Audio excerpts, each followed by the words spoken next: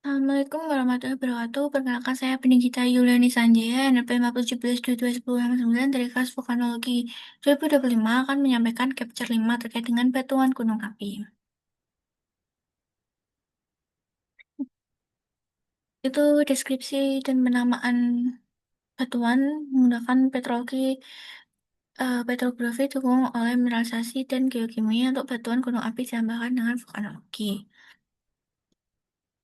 Lalu dasar-dasar penamaan batuan yaitu deskripsi berdasarkan dengan pemerian objektif terkait dengan warna, tekstur, struktur, dan komposisi. Contohnya lebih dari 50% mineral karbonat yaitu karbonalit, andesit piroksen dengan ferrokris piroksen lebih dari 10%, andesit porifiri dengan tekstur porifiri, andesit masif dengan struktur masif, teralterasi, ukuran butir, komposisi, litofasias, ubahan, yaitu misalnya tuf berlapis kloritik kayak kristal genesis, analisis sumber, proses pembentukan umur lingkungan. Contoh yaitu batuan Merapi versus dengan tersier gunung gitu.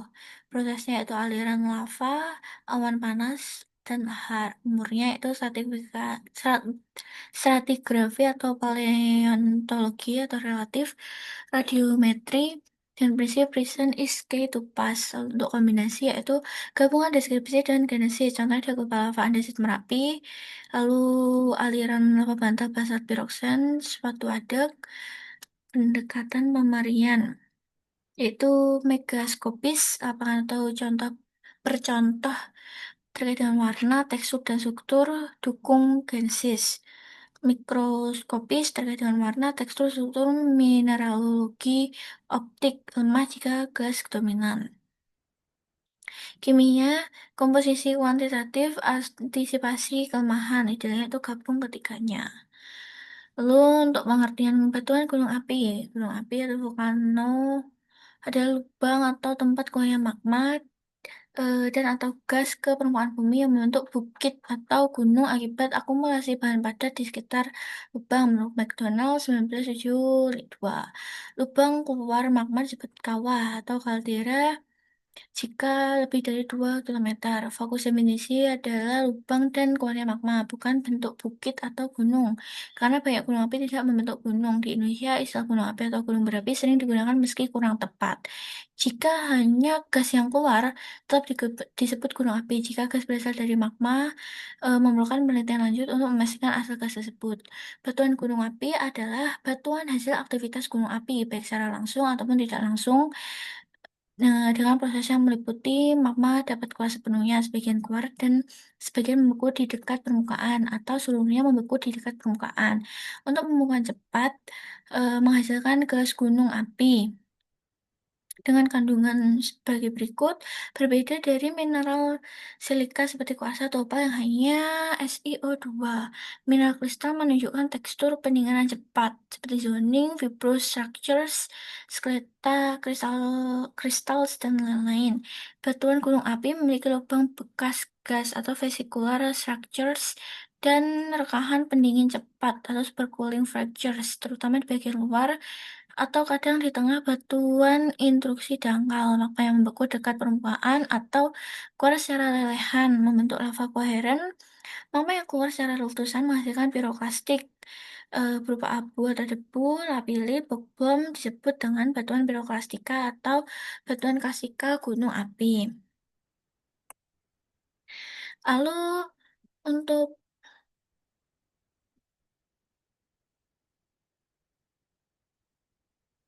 pengertian batuan gunung api, secara deskripsi gunung api, batuan gunung api memiliki ciri khas itu terkait dengan tekstur, komposisi, warna, dan struktur. Batuan gunung api tidak seharusnya diklasifikasikan hanya sebagai batuan beku atau sedimen, melainkan kelompok tersendiri di zona transisi antar magmatisme dan pengendapan sejalan dengan proses vulkanisme. Penamaan batuan gunung api secara pemerian, yaitu vulkanisme dan sifat fisik itu lava koheren, lava klasti, dan batuan klastika gunung api. Lava koheren, pemberian dan penamaan deskripsi yaitu mengikuti petrologi beku luar dengan parameter warna gelap basah, abu-abu, menengah, terang asam. Tekstur dan struktur yaitu dimulai dengan pendinginan cepat, komposisi mineral seperti basa, menengah, asam. Klasifikasi kimia berdasarkan persen SiO2, basalt andesit, dan lain-lain pada tabel 5.2. Untuk diagram itu berikut, untuk syarat analisis batuan segar, non-masasi tanpa volatil atau LOI, alkalin. Batuan klasika gunung api dengan definisi tekstur klasika, fragmen vulkanik, atau berklasik epiklastik, autoklastik yang diendapkan berbagai lingkungan kurang lebih non-vulkanik menurut Fisher dan lain-lain. Deskriptif yaitu berdasarkan tekstur ukuran butir, yaitu breksi, konglomerat, batuan pasir, batu lanau, lempung, dan lain-lain. Untuk penamaannya, tambah kemas, sortasi, warna, struktur, dan komposisi menonjol. Contohnya itu breksi kemas terbuka sama dengan breksi gunung api kemas terbuka. Lalu penamaan batuan gunung api secara genesis itu pada gunung aktif dan dari pengamatan proses dan teknologi. Lava koheren terbentuk dari lelehan efusif yang membeku di permukaan atau intrusi dangkal kurang dari 10 km di bawah kawah atau kaldera, contohnya ada Merapi 1 hingga 4 km. Intrusi dangkal berupa retak atau dike, sil, cryptodomes, leher gunung api, sumbat lava tersingkap di bawah di kawah atau erosi. Ciri etologi intrusi dangkal yaitu berupa letas, sil atau lahir. Lalu untuk lava kehadiran permukaan dengan kubah lava, setengah bola atau kawah, kontak dasar atau rasi, dan lain-lain. Untuk aliran lava berupa bongkah bantal, AA, atau pahwewe. Lalu batuan klasika gunung api berdasarkan generasi fundamental, autoklasika, piroklasika, kataklaktiska, epiklaktiska. Untuk autoklastika, fragmental lava koheren akibat pendinginan cepat. Breksi autoklasika, tekstur klasika, komposisi homogen. Sedangkan piroklasika hasil letusan magmatis. Hidroklasika yaitu letus freatik, bongkar batuan tua, atau freaton magmatik transisi, bentuknya jatuhan, alirannya berupa aliran, seruakan, gabungan. Kata klastika, deformasi, breksi besar, melonit, longsoran, dengan ciri kaldera tapal kuda, topografi humugi, dan bongkah, dan matrik tak terpilah, fragmen meruncing, rekahan gergaji atau mosaik, pelapisan tak teratur, asosiasi awan panas. Epiklatiska, pengerjaan ulang dengan pelapukan sama dengan sedimen karstiska tanpa pelapukan, sama dengan resedimented sin eruption volcanic karstiks. Cilahar butir pasir bongkah, meruncing bulat tanggung, proksi kasar distal halus, pemilihan buruk, kemas terbuka, masif, mono atau heterolitologi, padang kayu atau arang, besilang piroklastika, atau fluvial, asosiasi komposit, jamak atau kaldera, lebih padu atau basa dari aliran piroklastika. Berikutnya adalah penamaan tuf.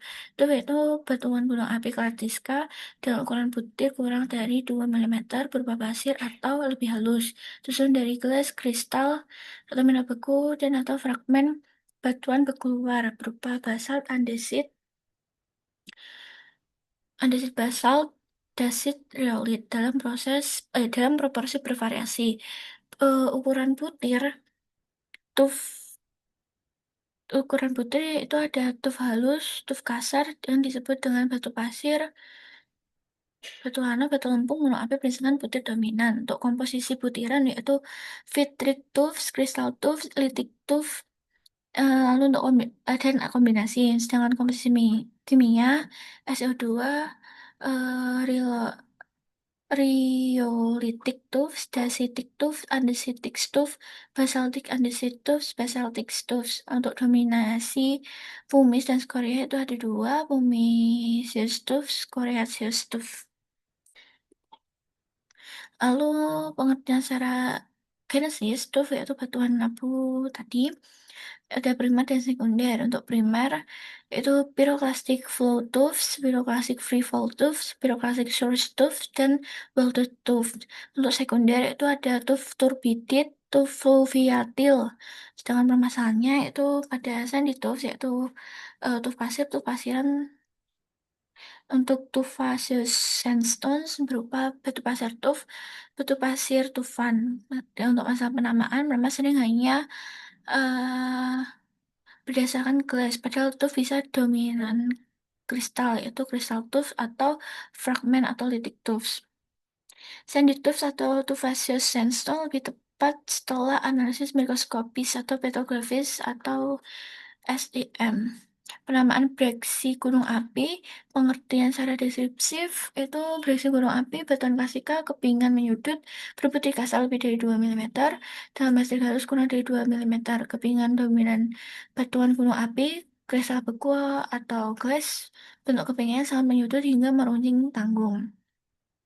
Berdasarkan komposisi kepingan ada 5 yaitu breksi andesit, breksi batu apung atau pumice, breksi skoria, breksi obsidian, breksi hyalocite.